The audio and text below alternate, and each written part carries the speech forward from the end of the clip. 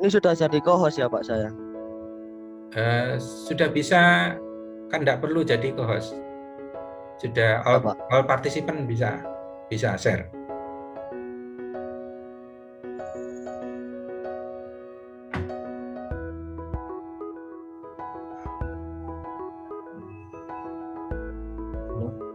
Iya, iya. Ini yang blok kanan itu apa ya kok? Oh, ada ireng-irengnya. Oh ya sudah. Oh, jaringan ini kayaknya. Ya, sudah ada kelihatan. Ya ini Pak, Ya, sudah kelihatan. iya. Baik, terima kasih Pak. Silakan. Memperlihatkan studi presiden yang sudah saya kerjakan selama 2 minggu ini, studi presiden tentang bangunan komersial. Oke, ini saya mengambil studi presiden bangunan komersial, yaitu praksis hotel, apartemen, dan office. Ini bangunan praksis ini berada di Surabaya, tepatnya di Jalan Sono Kembang nomor 4 sampai 6, Embong Kaliasin, Kecamatan Genteng. Dari bangunan praksis ini, yaitu bangunan super blok dapat dikatakan, karena memang terdapat beberapa kegunaan, yaitu apartemen, hotel, dan juga rental office yang ada di dalamnya. Dapat dikatakan juga sebagai bangunan komersil karena memang tujuannya bangunan ini diadakan untuk mencari keuntungan dari penggunaan lahan tersebut. 1,1 hektar menjadi satu kesatuan dengan perkantoran Intiland Tower, atau dapat dikatakan Intiland Tower ini yang berada di dekatnya atau di belakangnya di Jalan Sudirman. Lalu dengan konsep integrasi tersebut akan menciptakan sebuah kawasan perkantoran bisnis terpadu. Praksis ini juga memiliki hotel yang berbintang bertaraf internasional untuk mengakomodasi kebutuhan para pebisnis dan fasilitas penginapan di pusat kota Surabaya. Praksis ini memang, kalau saya dapat katakan, berada di area yang strategis karena memang berada di pusat kota, yaitu dekat dengan beberapa fasilitas kota atau lain sebagainya. Aksesnya juga mudah dicapai, terdapat banyak jalan di sana. Jalan yang utama adalah Jalan Soko Kembang, ada Jalan Kayun, dan Jalan Panglima Sudirman yang berada di pusat kota tersebut. Lokasinya sangat strategis kalau saya dapat katakan. Pengembangan praksis ini dirancang untuk menjadi tolak ukur kawasan superblok yang ideal. Mengangkat tema Live, Work, and Leisure, praktis menawarkan konsep dan nilai lebih dari sebuah kawasan superblok yang sesuai dengan kebutuhan masyarakat modern. Mungkin kalau sekilas kita lihat dari bangunan praktis ini memang sangat modern dengan permainan fasad dan juga bentuk yang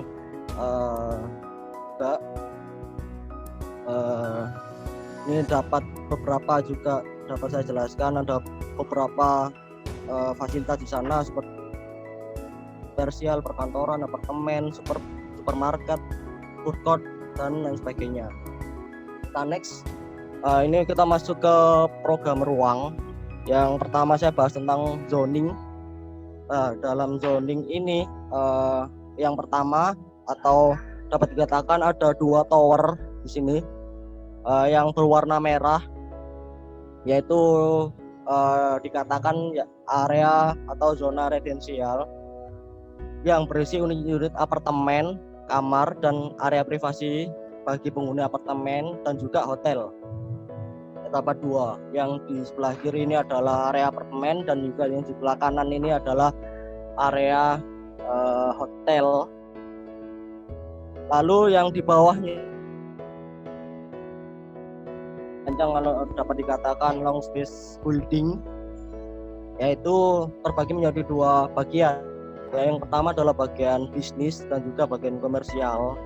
Yang berwarna orange ini adalah area kantor sewa dan juga aula, bioskop, dan dominasi oleh penggunanya adalah didominasi oleh karyawan dan pengguna mall. Zona privasi terdapat pada, sedangkan yang pada bagian lantai dasar ini adalah area komersial seperti bioskop, mall, dan ini adalah pembagian dari Plexus apartemen ini. Terdapat 3 zona yang tadi saya dapat katakan. Entrance yang area komersial terdiri dari entrance, lobby apartemen, dan lobby hotel. Pada lantai dasar itu terdapat restoran, area terbuka, dan juga perkantoran. Lantai 6 pada bangunan ini berupa kolam renang, ballroom, bioskop, dan juga game area. Ini adalah pembagian dari zonanya. Lalu pada area bisnis dan juga sewa atau kantor sewa itu terdapat pada lantai 2 sampai lantai 5 berupa unit-unit kantor dan juga fasilitas penunjang. Gedung parkir terdapat pada setiap lantai, masing lantai. Lalu area residensial itu mulai dari lantai 7 sampai lantai seterusnya. Yang tadi saya dapat katakan, tower kanan berupa apartemen dan juga tower kiri berupa hotel. Dan kita lanjut ke pembagian zona komersialnya, itu meliputi apa saja.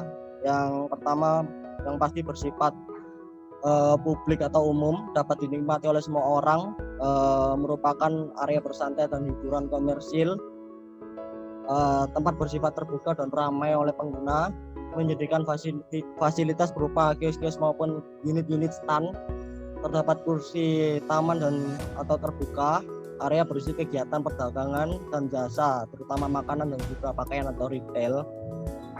Ini terjadi blok set plan dari atau layout plan ya, ini dapat dikatakan layout plan karena juga terdapat penjelasan pada bagian dalam dari bangunan ini. Ini dapat terbagi menjadi beberapa bagian dan juga sudah ada penjelasannya, seperti pada bagian atau warna yang saya warnai berupa orange ini adalah kios dan juga kafe. Lalu yang berwarna biru adalah atau ungu ini adalah lobi apartemen. Berwarna merah muda ini adalah lobi hotel. Lalu area servis berada di depan dan juga gedung parkir. Gedung parkir ini nanti yang pada setiap lantai itu dapat dengan mudah mengakses area parkir karena memang penggunaan lahan dari set ini memang sepenuhnya dapat dikatakan masih kurang karena memang semuanya ini dibangun untuk area retail maupun area bisnis, dan cara mensiasatinya adalah penggunaan bangunan parkir untuk menampung parkir dari beberapa pengunjung maupun di kantor sewa. Lalu selanjutnya kita masuk ke area komersial yang berada di lantai 6. Jadi pada lantai bawah atau lantai dasar ini dapat kita katakan sebagai area komersial karena memang juga terdapat retail maupun terdapat kios-kios, dan lantai 6 ini juga adalah area komersial. Jadi lantai 2 dan juga sampai lantai 5 ini adalah bisnis, dan sekat antara lantai 2 dan juga sampai 5 ini adalah area perkantoran, dan lantai 6-nya ini area komersial lagi. Lalu seterusnya ini adalah area residensial atau area private. Jadi pada lantai 6 ini dapat dikatakan sebagai komersial karena terdapat ballroom, lalu ada kolam renang, area game, terus lalu ada beberapa akses menuju lantai selanjutnya, akses dari lift apartemen, eskalator, dan lain sebagainya. Jadi area komersial di lantai 6 ini juga mungkin dapat dikhususkan untuk penghuni dari apartemen maupun hotel yang dapat menikmati fasilitas yang ada di lantai 6 ini. Oke, saya lanjutkan. Kita masuk ke zona bisnis dan sewa. yang kita bahas dulu tentang pembahasan sifat maupun fungsinya dari bersifat semi publik, hanya dapat diakses oleh yang berkepentingan yang dapat masuk. Kegiatan didominasi oleh karyawan dan pekerja kantor, sistem keamanan diutamakan, tempat rapi dan tertata sesuai dengan pihak kantor penyewa. Kegiatan teratur yaitu berkantor pada jam istirahat dan pada jam bersantai itu berada di area restoran. Terdapat fasilitas pantry dan makan dan minum secara ringkas. Dan ini adalah denah dari kantor sewa. Terdapat beberapa akses di sini seperti tangga darurat, lift, dan juga terdapat void seperti ini. Ini adalah contoh gambarnya kendaraan, dan juga terhubung langsung pada area parkir yang nanti dapat diakses pada bagian sini, pada kursor saya ini, masuk ke langsung dari area parkir menuju ke area kantor sewanya. Dan pada setiap lantai ini tipikal dari lantai 2 sampai juga lantai 5, lihat seperti ini, jadi semuanya sama. Lalu kita masuk ke area residensial, yaitu salah satu unit yaitu bersifat private, hanya pengguna apartemen yang dapat memasuki area ini dan juga pihak tertentu. Kegiatan didominasi oleh pemilik unit apartemen, terdiri dari fasilitas berupa lift sebagai akses utama, tangga darurat di bagian kanan dan kiri, suasana intim pengguna apartemen, kegiatan pada masing-masing unit apartemen mereka. Jadi ini adalah denah selasar maupun denah dari apartemen. Dari denah kita dapat lihat bahwa dari satu bangunan apartemen ini terdapat 10 unit apartemen yang terdiri dari dapat dikatakan tipe 44 dan juga 49 meter persegi. Dan ini aksesnya, yang berwarna pink ini adalah selasar apartemen, yang orange ini adalah unit apartemennya, lalu berwarna biru ini adalah tangga darurat dan juga lift berada di tengah. Mungkin penggunaan dua tangga darurat ini kalau saya analisa juga saat terjadi kebakaran atau keadaan darurat ini bisa langsung terbagi konsentrasinya, karena memang dapat dikatakan bangunan tinggi yang memiliki jumlah orang yang banyak, kalau misalnya hanya menggunakan satu tangga darurat saja nanti akan terkonsentrasi pada satu unit saja. Makanya terdapat dua tangga darurat di sini yang dimaksud atau diharapkan nanti agar keamanannya juga terjaga dan juga penempatannya juga cukup strategis, berada di jarak-jarak terdekat dari beberapa unit apartemen masing-masing dan juga mudah diakses. Itu mungkin tujuannya. Lalu ini juga sama, mungkin hanya berbeda tipe apartemennya. Kalau yang di bawahnya ini adalah tipe apartemen yang 59, dia terdapat 15 unit. Ya. Lalu selanjutnya juga sama. Ini juga mungkin perbedaan dari tipe-tipe unit apartemennya, dari penempatan dan juga dari itu juga sama. Kita masuk ke program ruangnya atau organisasi ruang. Ini dapat dilihat sendiri, area hiburan, area kantor sewa, dan residensial itu terdapat jenis fasilitas apa saja. Ini dapat saya kelompok-kelompokkan seperti ini, dan juga aktivitas kegiatannya itu seperti apa saja, seperti ini.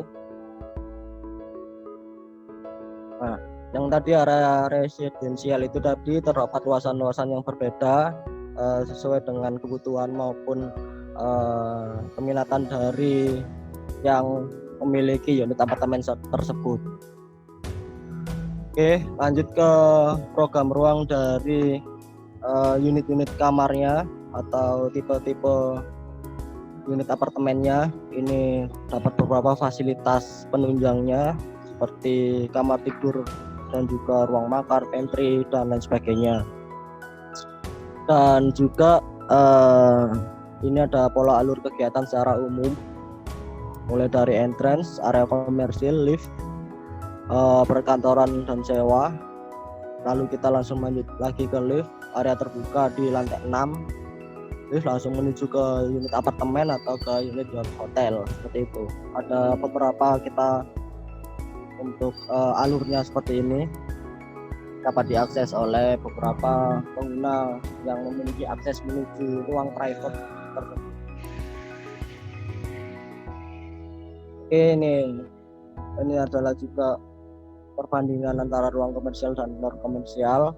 Dapat dilihat area retail itu areanya apa saja, lalu yang area non komersil itu apa saja, atau yang dapat dikatakan juga area non komersil ini bisa dikatakan ruang servisnya. Lalu area residensial ini area komersial atau yang menghasilkan benefit atau untungnya itu apa saja, seperti unit kamar, apartemen. Lalu area non komersilnya ini seperti koridor, lift, teras dan sebagainya. Juga sama, area rental office juga seperti itu. Ini adalah jumlah area komersil, area non komersial, dan juga perbandingan antara area komersil dan non komersial. Ini perbandingan secara realnya saja. Jadi mungkin dapat dilihat kalau perbandingannya adalah 2:1. Jadi lebih banyak area komersilnya, seperti itu. Lalu ini adalah gambar dari pembagiannya.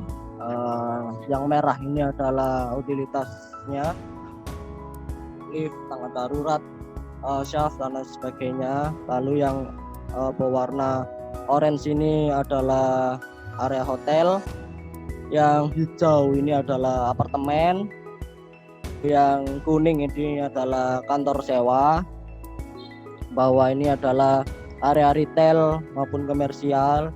Lalu yang warna abu-abu ini adalah parkir ataupun parkir basement yang berada di bawah itu. Dan yang di bawah sendiri ini juga ada utilitas, mungkin berupa tandon air maupun lain sebagainya.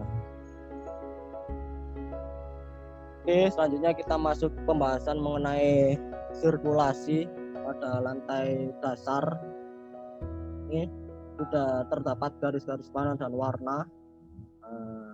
Jadi warna hitam ini pintu keluar untuk langsung menuju ke Jalan Panglima Sudirman. Lalu area masuk ini dari Jalan Kayun ini bisa langsung masuk ke area lobi. Lalu yang warna kuning ini dari jalan langsung masuk ke area lobi utama. Di depan itu ada valenya. Lalu warna orange ini pintu masuk mobil dari area untuk masuk ke parkir dan seterusnya, dapat dilihat sendiri. Dan ini pada sirkulasi lantai 6.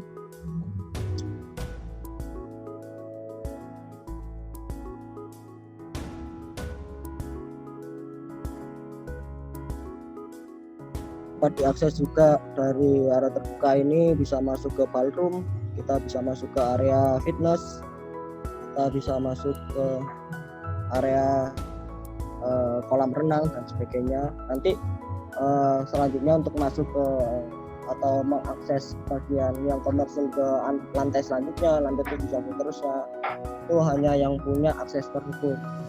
Contohnya adalah penghuni apartemen maupun servis. Oke, selanjutnya ini sirkulasi dari lantai 2 sampai lantai 5, yaitu area perkantoran, dapat langsung diakses juga dengan gedung parkir. Aksesnya juga dapat kita lihat.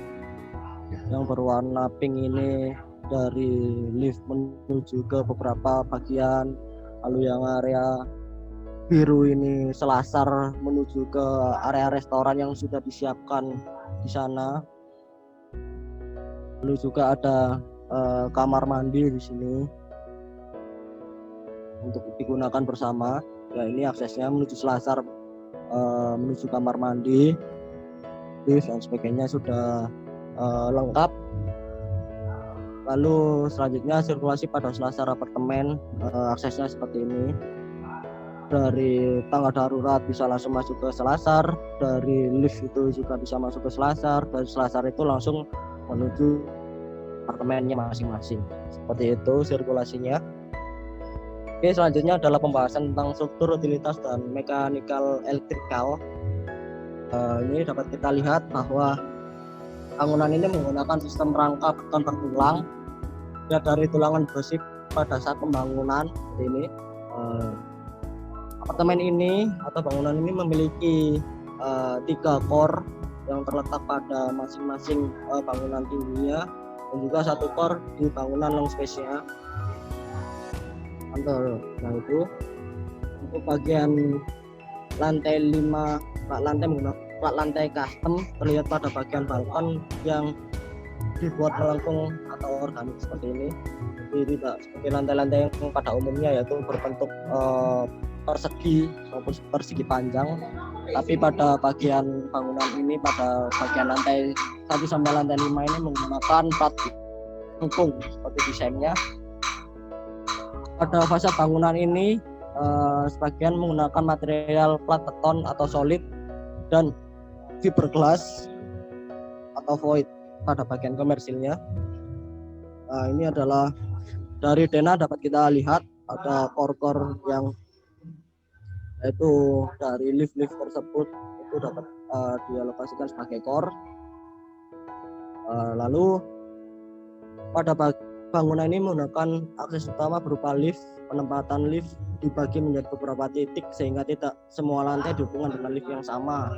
Contohnya pada lift 1 dari basement sampai dengan lantai 6, lift 2 dari lantai 6 sampai lantai seterusnya atau lantai ke atasnya. Ini kalau saya analisa adalah penggunaan lift, pembagian lift tersebut ini didasarkan pada faktor keamanan sehingga beban lift sedikit berkurang. Jadi seperti itu.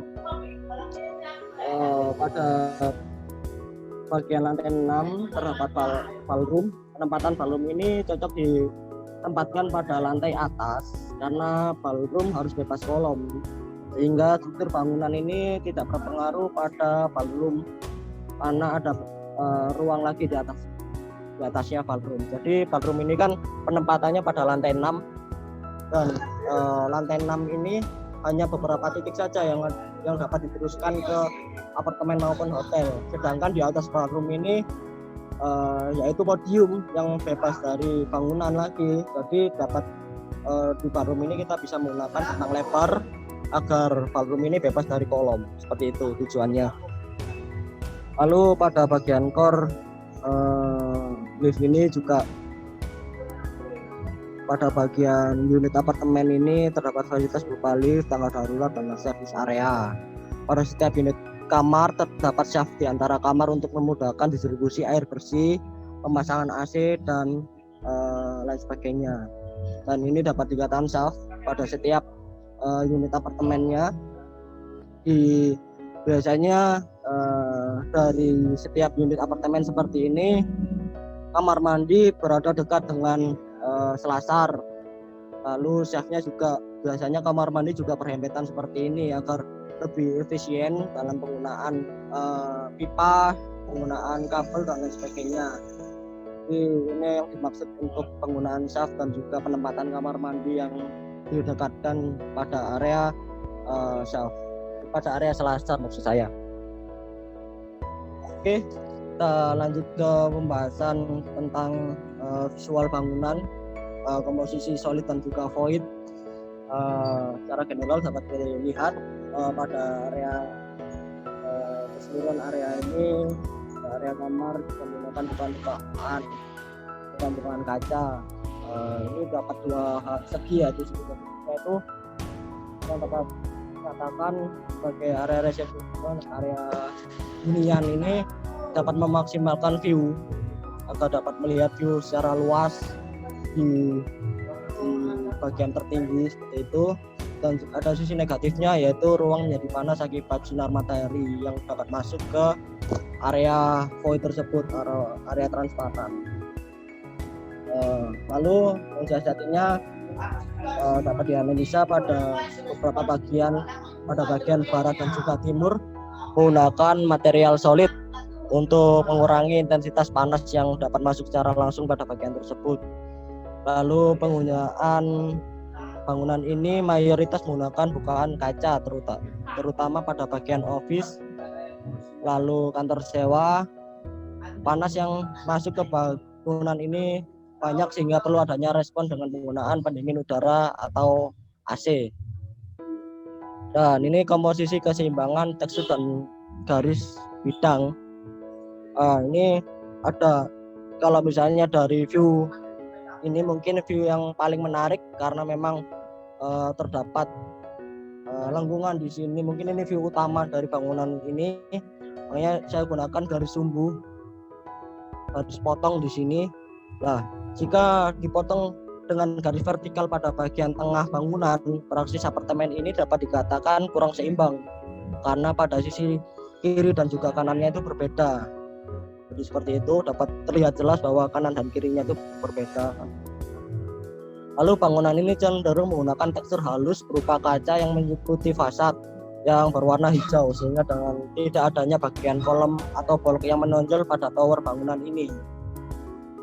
Jadi mungkin penggunaan kolom dan juga baloknya juga ditutup menggunakan fasad berupa kaca, jadi full dari bangunan ini terlihat menggunakan kaca. Lalu permainan garis dan bidang cukup seimbang karena dengan tingginya bangunan ini adanya garis horizontal berupa penataan balok pada apartemen ini menjadikan pengalihan perhatian untuk mengurangi kesan monumental atau tinggi bangunan ini. Dan juga dari tampilan bangunan ini pada bagian ARS buildingnya atau bangunan tingginya ini juga beberapa juga menggunakan warna yang melengkung, seperti contohnya seperti ini dan juga seperti ini. Ada kombinasi warna-warna yang ditata sedemikian rupa untuk menghasilkan tampilan yang melengkung. Menurut saya ini juga untuk mensiasati agar bangunan yang tinggi ini yang berbentuk kotak, kalau dapat dikatakan, dapat selaras dengan bangunan yang di bawahnya atau long span buildingnya yang juga menggunakan bentuk atau tekstur yang melengkung seperti ini, agar terjadi keselarasan antara bagian bawah bangunan dan juga bagian atas bangunan. Jadi mungkin dapat dipadu-padankan seperti itu cara mensiasati mendesainnya. Baik, mungkin itu yang dapat saya jelaskan, Pak, dari presiden saya. Ini ada beberapa daftar pusaka yang saya ambil untuk mengambil gambar maupun penjelasan yang mungkin saya belum ketahui, dan sisanya adalah penjelasan atau studi dari saya sendiri. Mungkin seperti itu Pak Heru dari saya. Terima kasih. Ya, terima kasih Andika. Jangan dianu dulu, coba di-share bentar lagi. Bisa. Iya.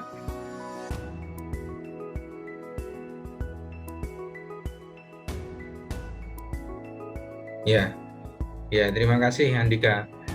Saya kira yang dilakukan Andika ini sudah cukup banyak ya menurut saya, dan informasi datanya juga sudah cukup banyak, meskipun tadi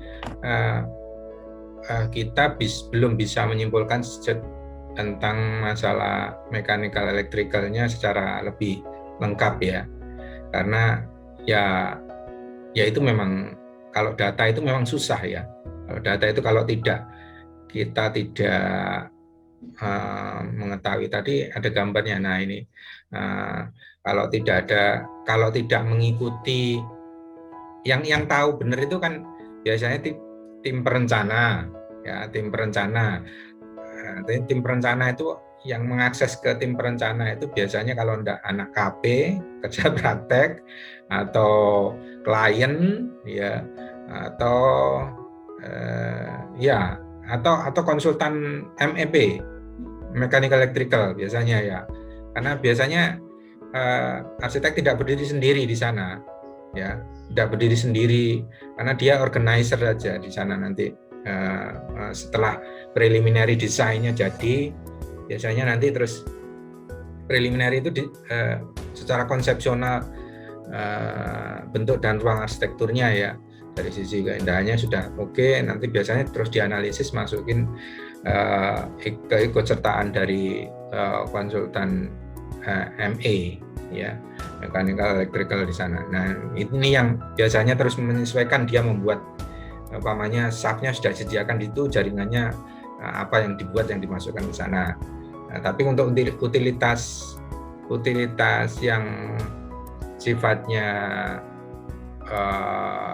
sifatnya seperti kamar mandi, air bersih, air kotor, itu biasanya juga sudah direncanakan oleh arsiteknya. Tapi untuk mechanical, electrical, nah itu yang biasanya butuh teknik mesin, teknik elektro yang khusus, memang dia memahami teknologi di sana. Karena teknologi itu kan berkembang terus, jadi mungkin saja kayak teknologi komunikasi telepon itu mungkin sudah tidak banyak menggunakan wiring ya. Wiringnya sudah dikurangi dengan adanya teknologi yang berbasis IoT, jadi Internet of Things nanti ya. Jadi mereka berbasis cloud, jadi wireless. Jadi tinggal sediakan router saja aksesnya. Router hanya butuh sumber energi listrik dan itu saja. Pasang router, lainnya sudah cloud ya, enggak pakai wiring. Wiringnya cuma untuk listrik. Nah, tapi kalau yang dulu kan harus ada kabel berbasis wiring semua ya. Kalau yang teknologi lama itu banyak kabel dan itu memang resiko juga ya. Kalau ada bagusnya kalau sekarang sudah berbasis IoT itu. Jadi tiap lantai tinggal menyediakan router, nanti kasih repeater ke atas, ya sudah selesai. Ya, udah tersambung wireless. Nah, ini informasi yang belum banyak memang di struktur utilitas dan ME ini. Ini memang sulit ya. Tapi saya paham itu ya, saya paham. Tapi paling tidak Andika tadi sudah memberi gambaran bahwa tempat-tempat yang reliable atau yang memungkinkan di sana berdasarkan analisis Andika itu ada proses identifikasi mana-mana yang digunakan sebagai sebagai shaft, sebagai penunjang utilitas dan ME ini di mana saja. Nanti ada yang kering, ada yang basah pasti ya. Kalau basah itu berarti yang mengandung air itu ya, air itu ya, air bersih, air hujan, air kotor, nah itu basah itu. Biasanya nanti dipisah dari yang wiring ya, wiring atau yang lainnya, yang kering, yang istilahnya kering. Karena kan bahaya nanti kalau bocor rusak ya. Kita tidak tahu ya, kita bisa prediksikan ketahanan durability dari sebuah produk, tapi kita kan tidak bisa mengetahui nasib dari produk tersebut ya. Pada 1 tahun bocor yang tidak tahu kita, tapi durability itu kan prediksi ya. Jadi prediksi, umpamanya pabrik membuat durability-nya sampai berapa tahun gitu ya. Ya itu kan prediksi ya. Prediksinya segitu. Jadi berdasarkan karakter material, analisis produksi, pengolahan dan lain-lainnya, maka diperkirakan ini bertahan, pipa ini bertahan 7 tahun umpamanya. Setelah 7 tahun harus dianu. Ya tapi nasibnya kita kan nggak tahu. Barangkali 6 tahun atau 5 tahun sudah bocor ya bisa jadi kan, ya bisa jadi itu. Atau malah bertahan lebih dari 7 tahun, nah itu bisa jadi. Itu yang biasanya malah disenangi, tapi tidak tahu resiko. Itu bahaya sebenarnya ya. 7 tahun kalau memang mereka taat ya diganti harusnya ya, harus diganti ulang di ininya. Nah ini sudah bagus utilitasnya, yang cuman kayak wiring ini nanti ada sistemnya dan itu harus Anda tunjukkan di perancangan ya. Wiring tapi paling tidak Anda paham sistemnya ya, yang membagi, menempatkan itu di mana, di saf mana, kalau air kotor di saf mana, air bersih di saf mana, kalau yang kering tadi di saf mana ya. Tidak semua saf itu, kemarin ada pertanyaan apa saf itu pasti di core, enggak ya, enggak harus ya, enggak harus di core ya, tergantung kebutuhan ya. Saf itu kan intinya kan jalur infrastruktur untuk menghubungkan antara secara vertikal ya, secara vertikal dan ada yang horizontal juga ya, ada horizontal sebenarnya, nanti yang vertikal. Nah, vertikal ini di sana seperti air bersih, air kotor itu kan biasanya didekatkan di sana di kamar mandi, atau biasanya kan ada safnya juga kan ya, ada safnya yang khusus untuk ini dari atas sampai ke bawah itu bolong. Kalau di FTSP kan ada itu juga di dekat kok di FTSP di FAD sorry di FAD itu di kampus maksudnya itu kan ada saf itu mulai dari lantai 4 sampai lantai bawah itu yang ada yang dicantoli pemadam kebakaran itu ya, yang cantol biasanya itu saf itu bolong sama atas sampai bawah itu. Kalau Anda lihat masuk kepala Anda itu bisa lihat pipa sampai bawah sampai atas. Tapi ya itu saf itu. Safnya di sana. Nah, kalau di bangunan-bangunan yang kompleks seperti ini ya apartemen itu safnya bisa banyak akhirnya ya. Karena kan orangnya banyak. Ya, orang banyak, fasilitasnya banyak. Nah, safnya pasti jadinya bisa tersebar ya di beberapa tempat. Tapi memang umum banyak saf itu ada di core, tapi tidak melulu di situ ya. Kalau tersebar ya, karena fungsinya core itu kan untuk memperkuat, karena dia struktur ya. Nah, dia konteksnya struktur kalau core itu ya penguat ya, penguat tulangan dari bentuk tersebut, Jadi dibuatkan core. Dari buat core itu dari atas sampai ke bawah, ya, atas sampai ke bawah, nanti ujungnya ke bawah. Nah, itu dari sisi ME ya. Jadi Anda harus buat analisisnya, enggak masalah analisisnya ya. Kalau memang nggak dapat datanya itu, Anda buat analisis sendiri enggak apa-apa, ya. Namanya juga studi ya, studi preseden seperti yang dilakukan Andika ini. Ya ini menganalisis ini. Studi itu kan studi preseden itu sebenarnya kan riset ya, riset tipologi, riset pendek.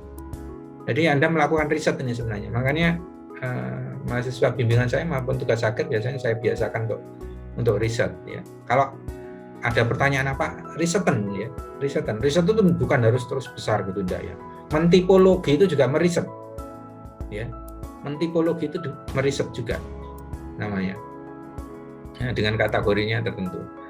Nah, kemudian sistem organisasi ruang. Di sini tadi sudah dibahas ya, organisasi ruang. Jadi organisasi ruang itu penting sekali ya, termasuk program ruang di sini ya.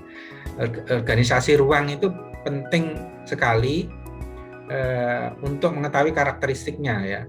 Umpamanya yang Anda bangun tuh namanya rental office atau hotel. Nah, sistem organisasi ruang ini menunjukkan nanti keefisienan ketika kita menyusun sebuah hotel, objek hotel ataupun rental office. Jadi ada norma-norma yang umum yang bisa dilakukan, pamannya tadi menempatkan fasilitas kayak ini ya, karena ini mix menempatkan fasilitas perkantoran di bawah ya, di lantai 2 sampai 5 kalau nggak salah tadi ya, lantai 2. Kemudian ada lantai 6 itu apa tadi, retail, perbelanjaan ya. Untuk area itu Pak, untuk ballroom, kolam renang, restoran kayak gitu. Ya, berarti itu fasilitas-fasilitas umum yang dibutuhkan oleh hunian yang di atas. Karena di atas lantai 6 itu kan hunian itu ya, residensial itu hunian. Nah, jadi ketika sebenarnya fasilitas kenapa kok ditaruh di bawah, itu juga nanti berpengaruh pada penggunaan energi ya. Kalau di bawah itu pembebanan lift dan lain-lainnya itu nanti kan cenderung turun ya, gravitasi kan ke bawah. Itu sebenarnya efeknya di sana juga. Kalau kita bicara teknis ini sebenarnya ya, kita bicara teknis, kalau tidak ditempatkan di atas itu maintenance mahal. Ya, maintenance mahal, nggak mungkin. Ya, orang mau banyak ke sana Pak, kan harus angkat lift ke atas itu jauh lebih banyak energi kan, angkat ke atas, gravitasi yang ke bawah itu masalahnya. Nah, itu perhitungan teknis seperti itu mungkin kita tidak terlalu covering ya, karena mungkin terlalu detail. Tapi paling tidak kita belajar dengan tipologinya ini, karakteristiknya, dengan menempatkan ini di bawah.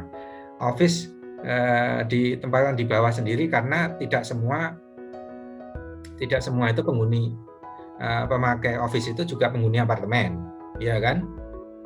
Tidak semua yang bekerja di office itu loh, maksud saya belum tentu di residensial apartemen, di residensial di atas ya, di residensial di atas. Jadi bisa jadi, dan kemudian keuntungannya kalau di atas itu memang kenapa semakin ke atas biasanya semakin mahal.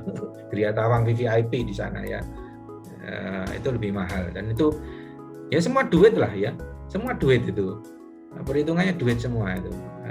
Kenapa kok? Nah, itu faktor-faktor yang itu seperti itu yang harus, karakteristiknya harus dipahami ya, polanya seperti apa penempatannya. Kemudian yang program ruang tadi, program ruang juga harus dipahami karakteristiknya seperti apa, modelnya, selnya, yang gambar bawahnya, yang ya selnya seperti ini ya, itu tipe ruang, tipe ini kalau untuk kantor, untuk apartemen atau hunian residensial itu harus dipahami. Ada ruang-ruang efektif yang reliable secara luasan itu yang Anda kalau lihat sekarang kan musim hotel budget ya, hotel budget itu ya banyak ya, hotel jaringan itu banyak membangun hotel budget. Kalau Anda lihat hotel budget itu tipologi ruangnya sama semua.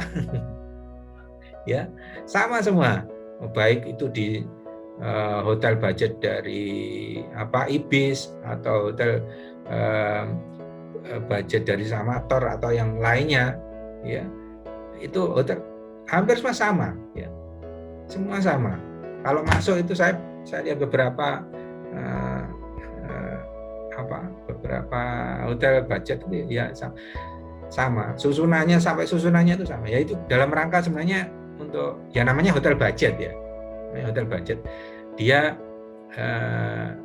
desain tidak perlu spesifik terlalu, tapi yang dibutuhkan kan untuk tempat tidur saja ya, biasanya yang fungsional sekali di sana, tempat tidur cukup nyaman untuk tidur, istirahat dan beraktivitas lagi, itu sudah cukup hotel budget, namanya juga hotel budget.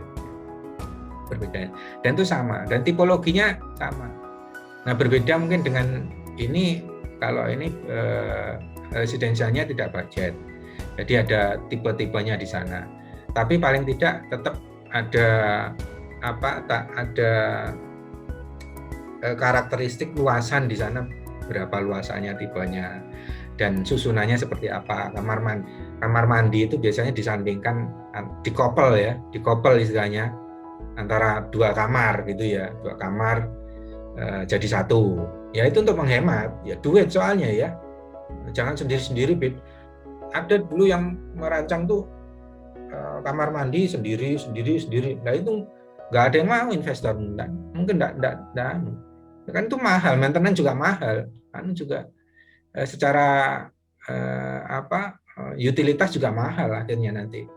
Ya, pasti ada coupling gitu ya, seperti itu. Itu harus Anda sadari, jangan sampai Anda tidak sadar itu ya. Itu tipologi couple itu sudah umum kalau dilakukan di apartemen, hotel dan lain-lainnya, pasti dekat. Nah, kalau bisa couple sebanyak-banyaknya ya, tidak hanya 2, kalau bisa 3 ya 3 gitu, dekat semua, jadi safnya jadi 1 gitu loh. Nah, jadi 1, hemat kan, enggak saf sendiri-sendiri ya, pusing nanti. Nah, itu seperti itu. Kemudian akses kebakaran tadi juga sudah benar. Biasanya jaraknya maksimal 25 meter ya. 25 meter itu untuk mencapai titik tangga ya, kurang lebih segitu, 25 meter enggak. Karena itu juga berpengaruh pada enggak boleh panjang-panjang. Umpamanya bangunan itu panjang sekali, ya boleh saja, tapi kalau memang perhitungkan budget yang lebih efisien, mungkin itu tidak relevan ya, karena ducting sama syarat untuk itu tadi tangga darurat itu ada hour-hournya itu apa istilahnya, ada kisi-kisinya ya, supaya jangan terlalu panjang. Kok nek mlayune kadoan bingung ya. Mus panik bingung lah. Terus mlebu ning ndi lah biasanya. Dan itu biasanya jalur-jalur itu sangat mudah.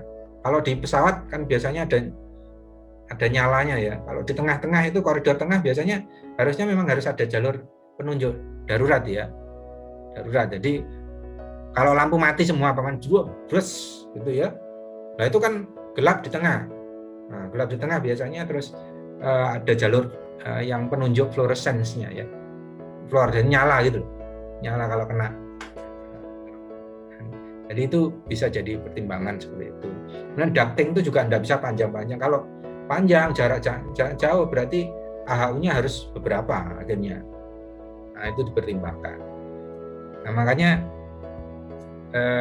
grouping itu memang harus dipahami, harus Anda pahami. Kenapa kok ada grouping pada waktu membuat ini tower itu juga tidak jadikan satu aja ngelumpuk. Jadi satu gede gitu ya, enggak juga ya, itu enggak bisa begitu. Ada grouping tower 1, tower A, tower B, tower C. Nah memang enggak bisa digabungkan begitu. Nanti kalau digabungkan malah enggak efisien dan enggak ya, malah justru efisiennya di tower-tower gitu, ya, karena kapasitasnya banyak. Nah ini analisisnya saya pikir sudah cukup bagus. Nanti cuman ditambahi bisa analisis itu masalah sustainability ya, Andika, sustainability. Jadi keterkaitan dengan bangunan hijau, ya, ramah lingkungan. Nah, ramah lingkungan ini isu penting yang selalu digaungkan dan akan selalu digaungkan kalau nggak salah ya, akan selalu digaungkan karena itu ya untuk kepentingan bukan untuk sekarang masalahnya, ya, dengan untuk masa depan. Untuk masa depan. Jadi ada beberapa yang kalau di sini mungkin komersial sekali ini. Ya itu ciri khas orang kita ya, komersial sekali. Jadi idealisasi tentang bangunan hijau atau sustainable development itu masih kurang, masih rendah. Ya. Apakah kita terus tidak pakai AC? Tidak iso ya, tidak bisa juga kita tidak pakai AC itu. Ngomong daerah panas soalnya. Ya, daerah panas kita itu temperaturnya di dalam ruang itu pasti lebih tinggi dari luar. Nah, dan apalagi kalau bangunan tinggi itu mustahil nggak pakai AC ya, mustahil. Ya, pasti pakai AC. Ya, kenapa kok begitu? 10 meter ke atas itu tekanannya sudah berbeda dan cuacanya itu sudah sangat arbitrary, acak sekali, tidak bisa dianu. AC itu bukan hanya masalah temperatur tapi juga kelembapan, ya. Bukan masalah temperatur saja AC itu, kelembapan juga. Nah, kemudian angin. Kalau sudah 10 meter ke atas angin tinggi loh, naik semakin tinggi kecepatannya. Ya hempasannya maksudnya. Ya, hempasannya angin. Makanya bangunan-bangunan yang di daerah ketinggian yang paling tinggi ya jarang ada yang dibuka, ada jendela gitu, yang nggak ada ya. Bahaya itu ya, bahaya sekali. Ya, bahaya sekali. Karena anginnya bisa mendadak, bisa turbulensi juga, ya. Bisa turbulensi tiba-tiba gitu ya, itu bahaya sekali kalau. Nah. Jadi cukup untuk ini dan ditambah itu tadi Andika ya, mungkin kalau bisa. Nah, mungkin ada yang ditanyakan sambil melihat punya Andika ini dari yang lainnya.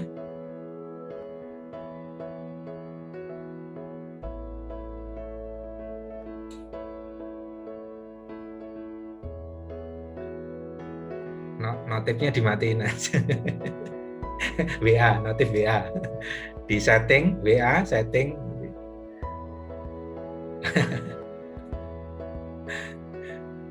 Ya, enggak apa-apa, dimatiin aja.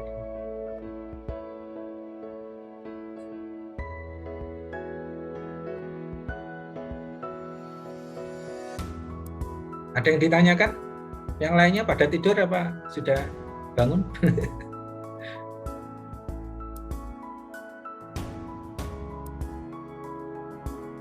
Nah, tadi ada yang pertanyaan tentang langgam tadi ya. Nah, ini makanya ini bangunan-bangunan tinggi itu mainnya biasanya memang tidak banyak di ornamen itu ya, ornamentasi ya, tapi banyak pada geometri ya, ada banyak geometri. Jadi bukan pada atribut-atribut yang ornamentasi. Tapi apakah terus kita enggak boleh, Pak? Ya boleh, enggak ada merancang itu. Saya selalu menghindari pertanyaan dan pertanyaan yang berbau apakah boleh, Pak? Apakah boleh ini, apa boleh enggak itu. Nah, semuanya boleh ya. Boleh. Enggak ada yang enggak boleh. Ya. Ya, enggak ada yang enggak boleh dalam tataran ide gagasan. Ya, dalam ranah ide gagasan boleh saja, enggak masalah, apalagi masalah bentuk dan ini. Nah, itu kan yang jadi masalah nanti kan kalau sudah di screening dengan masalah standarisasi dan lain-lainnya, itu baru nanti.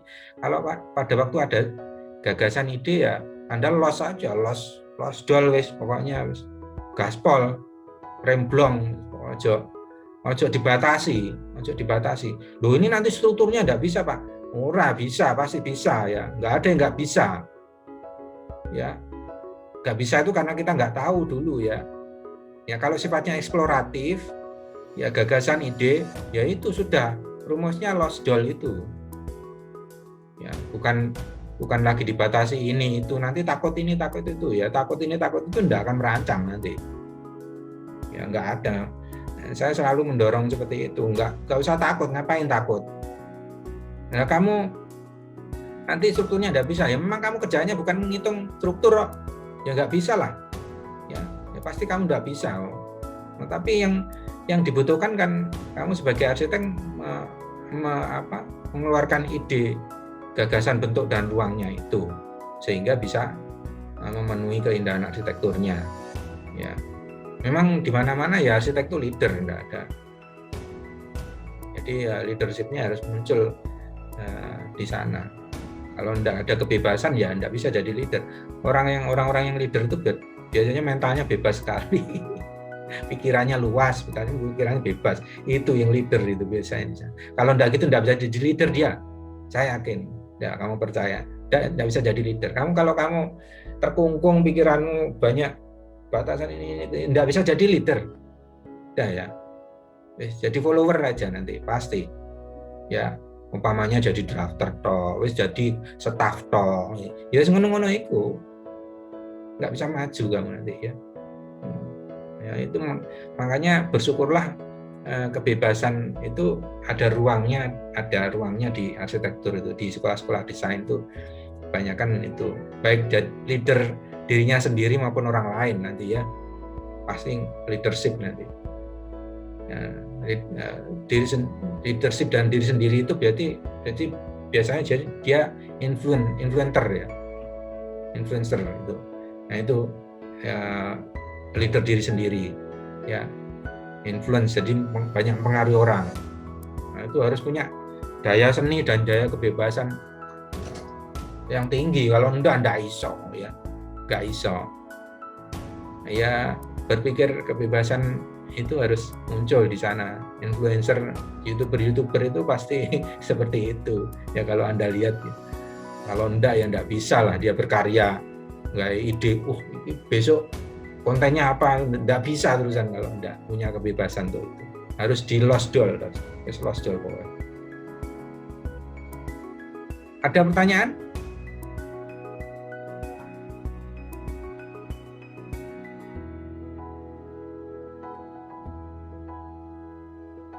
Ya, kayaknya sudah pada paham semua dan nanti tinggal mengumpulkan saja, dan nanti material paling tidak Anda harus tangani serius ya setiap tugasnya ya.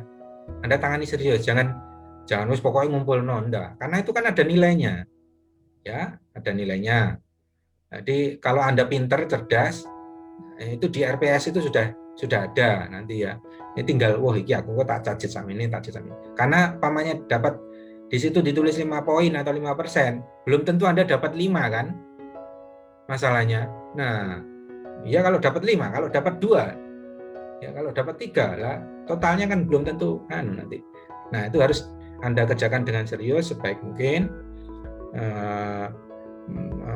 Presiden itu harus paling tidak datanya sebanyak mungkin untuk dieksplor, dicari ya. Kayak Andika ini daftar pustakanya juga diambil dari mana-mana sebisa, karena sekarang eksplorasi data kan tidak sesulit zaman Pak Heru dulu ya. Enggak, sekarang di rumah aja pokoknya punya laptop, punya HP sudah bisa kemana-mana, cukup banyak. Dan referensi untuk pembahasan yang lebih pada topik-topik tertentu yang lebih detail tentang perancangan maupun desain bangunan bisa Anda ambil di webpage Pak Heru ya, di ruang arsitektur itu, atau arsitektur online juga ada di sana. Kalau ingin memperkaya itu ya, memang harus tugasnya memperkaya, pengkayaannya harus lebih banyak, terutama bangunan tinggi. Anda meskipun Anda tidak mungkin untuk arsitek awal biasanya tidak reliable untuk membuat bangunan tinggi, tapi harus Anda persiapkan mulai sekarang gitu ya. Bangunan tinggi karena biasanya peraturannya juga cukup banyak dan bekerja dengan tim biasanya ya, bekerja dengan tim untuk kalau memang desain prinsipalnya biasanya dari arsitek terkenal, kemudian untuk developing desainnya itu biasanya dikembangkan oleh junior arsitek, nanti lapis 2 ya, lapis 2 nanti dikembangkan dengan banyak faktor itu, pertimbangan. Dan itu butuh pengetahuan seperti ini ya untuk brainstormingnya ya. Baik, tidak ada pertanyaan. Untuk